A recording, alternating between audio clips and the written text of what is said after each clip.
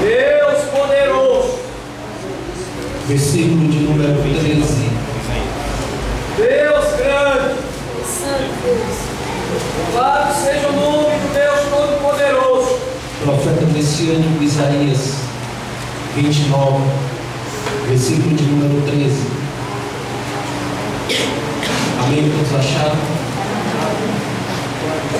O Senhor diz: visto que esse povo se aproxima de mim, e com a sua boca e com os seus lábios me honra, mas o seu coração está longe de mim, e o seu temor para comigo consiste só em mandamentos de homem, que maquinalmente aprendeu.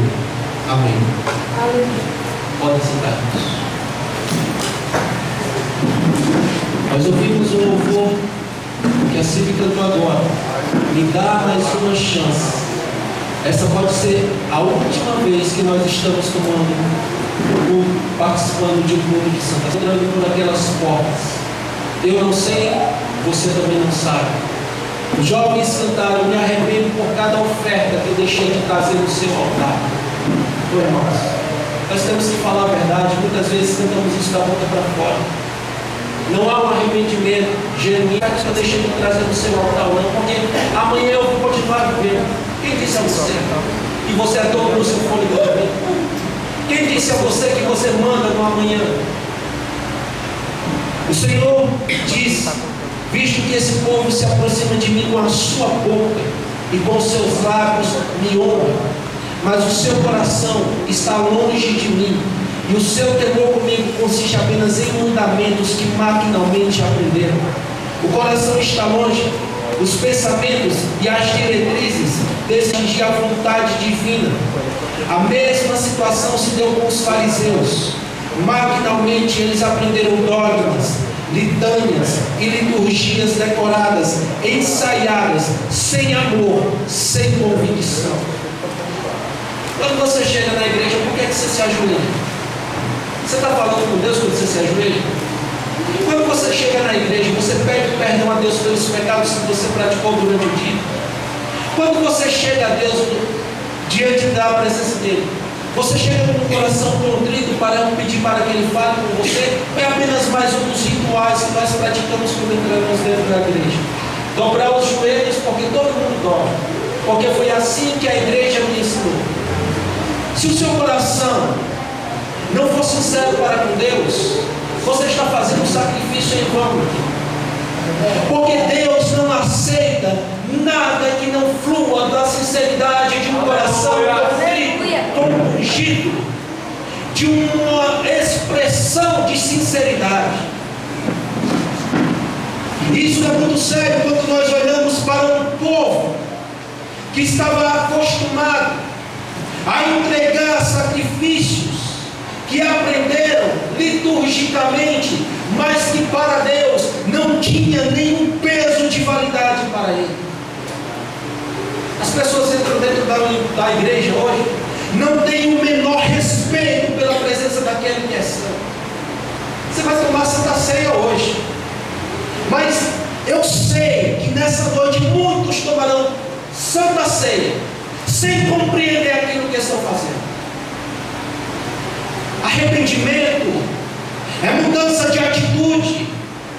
Arrependimento é contrição pelos pecados cometidos contra a santidade daquele que vê todas as coisas e nos pesa em balanças de precisão. Aí você entra aí dentro da igreja, não sente nada quando os hinos são cantados, quando as palavras são ministradas, porque esse tipo de adoração não passa de dogmas que foram ensinados por homens. Porque ele vive, posso crer no amanhã. Que amanhã você pode ter, meu irmão, se você não tem uma vida de integridade e de santidade, se você apenas é acostumado a frequentar a igreja, se suas atitudes não mudam, se o seu coração não é convertido, como é que você pode dizer, porque ele vive, posso crer no amanhã? Que amanhã está esperando aqueles que não vivem a palavra de Deus, aqueles que só declaram amor a ele dos lábios, mas o coração está totalmente distante e separado dos seus mandamentos. A tua palavra ti guardada no meu coração, para não pecar contra ti. A palavra não está no coração. Olha como você saiu da sua casa hoje, meu. Olha a atitude que motivou você para chegar até aqui essa noite. Se não foi uma atitude de temor e obediência a Deus, você está no lugar errado. Parece que Isaías estava vendo os dias atuais. O Senhor diz: visto que esse povo se aproxima de mim apenas com a sua boca, com os seus cânticos, com as suas expressões, levantam as suas mãos e dizem que me amam, mas como foi falado aqui, quando eles estão na fila do banco, quando eles estão na faculdade, quando eles estão na escola, no trabalho, nas suas negociações, eles provam que o seu coração não reflete aquilo que eles cantam dentro da igreja. Meu Deus. E quando nós olhamos para a igreja hoje, não é essa a situação da igreja? Não é essa a situação daqueles que dizem: eu sou crente. Aqueles que andam com a Bíblia debaixo do braço, vestem sua melhor roupinha para vir aqui desfilar. Para quê? Eu não estou interessado nessas menininhas que se arrumam bonitinho para vir desfilar aqui. Você está no lugar errado. Aqui não é desfile de moda. Aqui não é São Paulo Fashion Week que você veste a sua melhor roupa para vir desfilar, não. Aqui é um lugar de adoração. Que se você não tem esse senso no seu coração para adorar, você está no lugar errado perdendo tempo. Porque nós estamos diante de um sacrifício para ceiarmos, para fazer aquilo que Jesus falou. Todas as vezes que beberdes desse sangue e comerdes desse pão, anunciai a morte do Senhor até que Ele venha. E Nilton falava para mim: olha o semblante do povo, é como se eles estivessem todo mundo triste, porque não entendem o que Jesus fez na cruz do Calvário.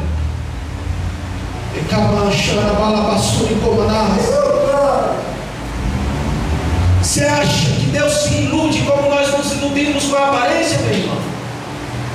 Você pode subir a monte, você pode andar de terno e gravata, você pode ser batizado com o Espírito Santo, você pode falar línguas estranhas, você pode profetizar, você pode ter os seus cabelos brancos, mas se você não tem um coração sincero, você não vai ouvir o seu nome sendo chamado pelo Cordeiro no grande dia, apenas porque você tinha aparência.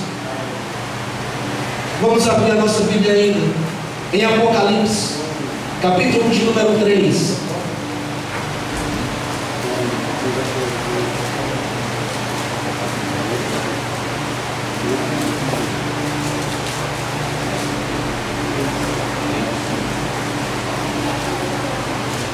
Apocalipse, capítulo de número 3, a partir do versículo de número 14.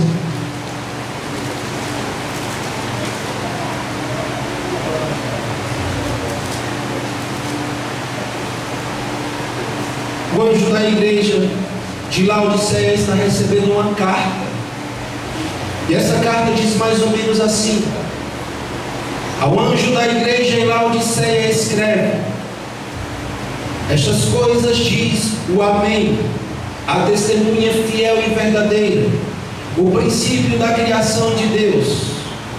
Esse princípio é a palavra hebraica Bereshit, que no grego significa arte, que significa criação ou princípio da criação. Conheço as tuas obras, que nem és frio, nem é quente.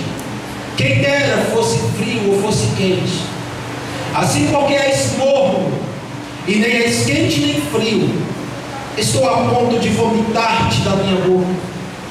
Pois eu estou rico e abastado, e não preciso de coisa alguma. E nem sabes que tu és infeliz, sim, miserável, pobre, cego e nu. Aconselho-te que de mim compres ouro refinado pelo fogo para te enriqueceres. Ouro refinado pelo fogo para te enriqueceres. Vestiduras brancas para te vestires, a fim de que não seja manifesta a vergonha da tua nudez. E colírio para ungires os olhos, a fim de que vejas. Eu repreendo e disciplino a quantos amo. Sê, pois, zeloso e arrepende-te. Eis que estou à porta e bato. Se alguém ouvir a minha voz e abrir a porta, entrarei em sua casa e cearei com ele e ele comigo. Ao vencedor dar-lhe-eis a sentar-se comigo no meu trono, assim como também eu venci e me assentei com meu Pai no seu trono. Laodiceia era uma das cidades mais ricas da Ásia Menor, que orgulhosamente recusou a ajuda de Roma quando foi destruída por um terremoto no ano de 60 depois de Cristo. Distava cerca de 160 quilômetros de Éfeso e 80 quilômetros de Filadélfia, no encontro de três estradas importantes. O princípio da criação de Deus. Princípio significa aqui fonte e origem, descrevendo assim o Cristo, tanto na sua atuação na criação original, como na sua obra de suscitar uma nova criação. Vomitar-te-ei. Perto de Laodiceia havia fontes de água mineral, morna e hermética, que o viajante sedento rejeitaria com nojo. Este é o desgosto que Cristo sente para com uma igreja espiritualmente morna. Qualquer outra condição espiritual seria mais promissora. Essa é a igreja atual. Essas criaturas mortas, sem vida, e que não se expressam para Deus com reverência e com temor e obediência. Essa história de nós dizermos que nós temos que refletir no culto de Santa Ceia, porque estaremos participando de um memorial célebre. Isso é história. Nós não temos que trazer uma memória, nós não temos que trazer reflexão apenas quando vamos tomar a Santa Ceia, participar da ceia, não. A Bíblia diz que sem a santificação ninguém verá a Deus. Santificação não é um processo que acontece apenas em um culto de Santa Ceia. Santificação é um processo contínuo de quem quer ver a face de Deus um dia. Santificação é um processo de renúncia dos próprios pecados.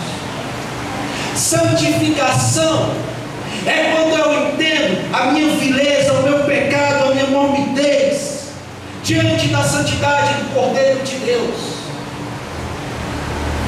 Os viajantes que recebiam água mineral extraída direto da fonte da rocha, mas quando eles percebiam que aquela água estava morna, eles rejeitavam com nojo. É dessa forma que o Cordeiro vai rejeitar aqueles que passaram a vida inteira dentro da igreja, cantando porque Ele vive e posso crer no amanhã, levantando as mãos, dizendo que se arrependem, mas os frutos não provam aquilo que sai da boca daqueles que cantam.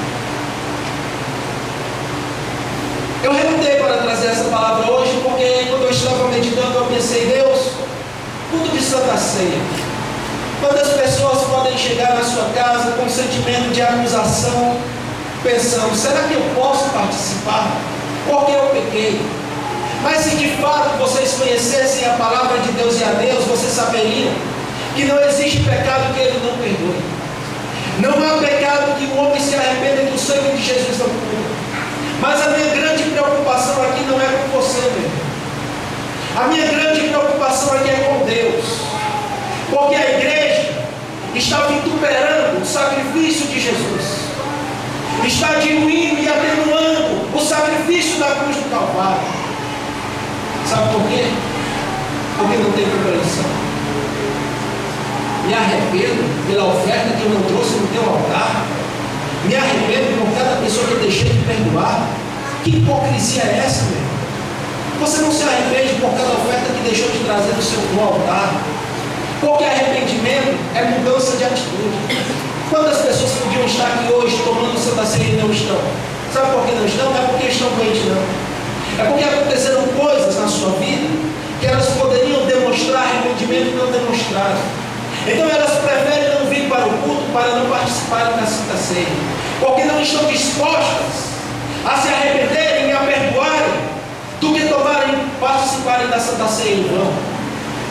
Deus não está nem aí se não veio para o culto de Santa Ceia para não tomar Santa Ceia em vão. Se o filho dele voltasse hoje, essa pessoa que acha que está temendo a Deus e não tomar Santa Ceia porque não perdoa, você acha que essa pessoa subiria?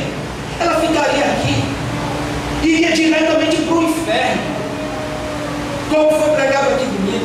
A igreja não está acostumada a ouvir palavras como as que nós ouvimos domingo, sobre o inferno, sobre aqueles que não viverem uma vida de santidade e vão para lá, pastores que vão para lá, presbíteros que vão para lá, crentes que tomam Santa Ceia que vão para lá. Irmão, igreja não é lugar para falar de inferno, não, irmão. Igreja é lugar para falar de salvação e de céu. Se você estudasse a Bíblia, você ia saber que Jesus foi o homem que mais falou do inferno, foi ele. Só que o povo hoje está desacostumado com isso. Quando nós falamos palavra de arrependimento, você não vê mais o semblante das pessoas com o coração contrito. Esses dois louvores que foram cantados aqui, você não ouve mais a igreja de olhos fechados refletindo sobre aquilo que está sendo cantado, mas ficou assim, apenas assistindo, sem entender nada do que está sendo cantado. Temos que admitir, muitas vezes nós saímos da igreja para assistir culto, não para prestar culto. Você chega no culto, fica aí mexendo nas unhas, fica aí mexendo no cabelo, fica aí conversando com o irmão que está do lado, fica mexendo no celular, pensando no WhatsApp, na pessoa que você vai conversar quando chegar em casa. Você não vem adorar, irmãos. Tem que deixar de ser hipócrita, porque nós muitas vezes adoramos de lábios e o coração está distante de Deus, e achamos que ele recebe esse sacrifício coxo, manco, cheira mal. Ele reprova isso. Estou falando isso não é porque nós vamos beber do vinho e comer do pão, não. É porque nós temos que ter uma consciência do que é santidade. Passo o mês inteiro distante de Deus, e quando chego no dia de Santa Ceia, aí me arrependo. Me arrependo do que eu fiz na semana, me arrependo de que eu não perdoei. Aí depois que tomo a Santa Ceia, volta tudo de novo. Continua magoado, continua ressentido, continua ferido. Não vem para a igreja. Não vim para a igreja porque está doente, é uma coisa. Não vim para uma igreja porque está muito cansado, é outra coisa. Agora não vim para a igreja porque escolhe o dia para vir para a igreja, é outra coisa totalmente diferente. Não venha me dizer que uma pessoa que não está na igreja porque hoje ficou muito cansada ama Deus porque não ama. Isso é um conceito meu, não estou dizendo que isso é na Bíblia, mas não ama. Porque se eu não venho para a igreja porque eu me cansei, varrendo a casa, lavando roupa, ou trabalhando, não vou para o culto hoje porque eu já fui ontem ou eu vou amanhã, eu deixo hoje passar. A minha preocupação é, porque nós ainda estamos vivendo um período chamado graça. Mas quando chegar a tribulação, meu filho, você que trabalha demais e não tem tempo de vir na igreja, você acha que você vai conseguir ser fiel a Deus? Você acha que quando você estiver aqui sobre a opressão do anticristo, você vai escolher ir ou não ir para a igreja? Primeiro, que igreja não vai nem mais existir, que as igrejas vão ser fechadas. Segundo, que o seu trabalho não vai influenciar em você servir a Deus ou não, se você não colocar a marca ou na testa ou na sua mão. Você pode trabalhar de 8 horas da manhã até 10 horas da noite para comprar o seu alimento. Não vai adiantar nada, porque ninguém vai vender para você. Tem um chip na testa? Não, não vende. Tem um chip na testa? Não, não compra. Tem um chip na mão? Também não compra e também não vende. Quando você vê o seu filhinho de colo, gritando, dizendo que está com fome, o que você vai fazer? Se você não está cansado demais para vir à igreja, se você não consegue ser fiel na graça, como é que você vai ser fiel na perseguição? Isso tudo parece a história da carochinha, né, irmão? Isso tudo parece um conto de fada, algo que nunca vai acontecer, né? Mas vamos esperar para ver se nós vamos ser fiéis a Deus na hora da perseguição ou não. É muito bom você vir para a igreja quando você quer. É muito bom. Agora, quando porta da graça fechar, que o anticristo, filho da perdição, filho de Belial, se manifestar para oprimir toda a terra. Eu quero ver se aqueles que louvavam apenas lábios, com a boca, eles vão conseguir permanecer fiéis, vivendo de aparência, porque toda a sua aparência vai ser arrancada na sua face, toda a sua máscara vai ter que cair, porque aí a realidade vai ser colocada à prova.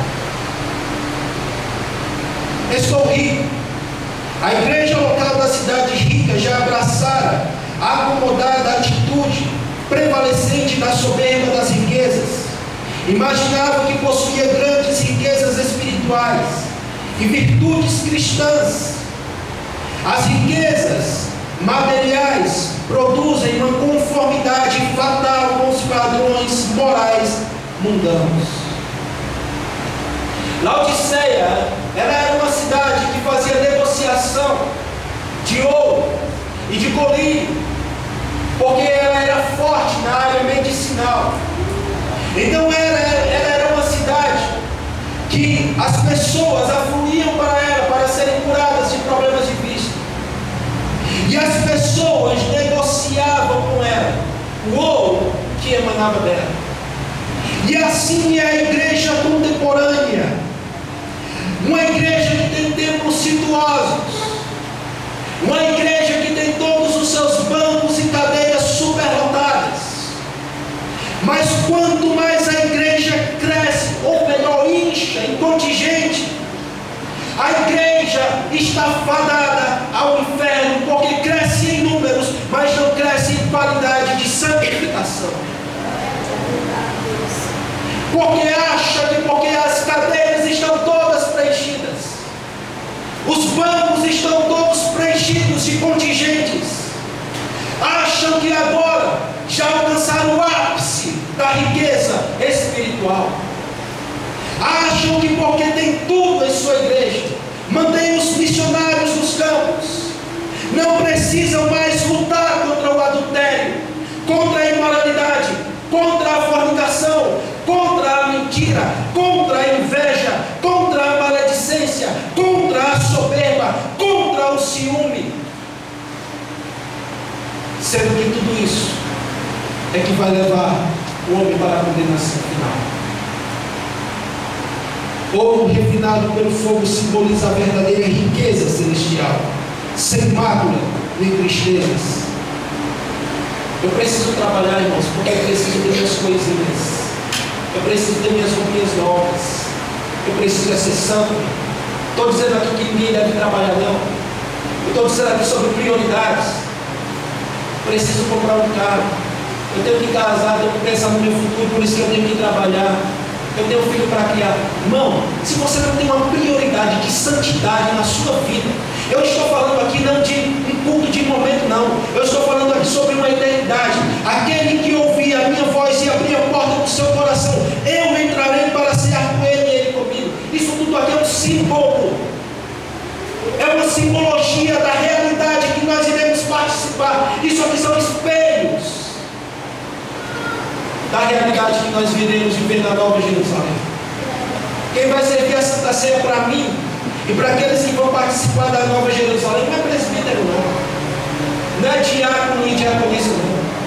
É o próprio Cristo que morreu na cruz do Calvário. Para encerrar, seu centro bancário, seu colírio, sua lã preta não servirão para dar riqueza e visão. Eu estou à porta. O contexto não sugere uma referência à segunda vinda ou ao banquete messiânico. São boas-vindas à vivência de Cristo no meio da igreja hoje. Seu culto, portanto, era uma fraude vazia, sem qualquer indivíduo, porém, que abria a porta do seu íntimo e ouvir a chamada de Cristo. Então Cristo entrará para dirigir a sua vida e lhe oferecer sua convivência. A mesma coisa que nós lemos em Isaías. Seu culto, portanto, era uma fraude e vazia. O povo me honra com os lábios, mas o coração está distante de mim. Hoje você vai tomar Santa Ceia. Mas eu não vou finalizar minha palavra dizendo: memorize essa palavra, reflita no que foi pregado, para você participar do pão e beber do cálice. Eu vou dizer para mim e para você nessa noite: vamos refletir na nossa vida diária, porque não se santifica tomando vinho e comendo do pão, não. Se santifica temendo e andando na palavra de Deus. Amém.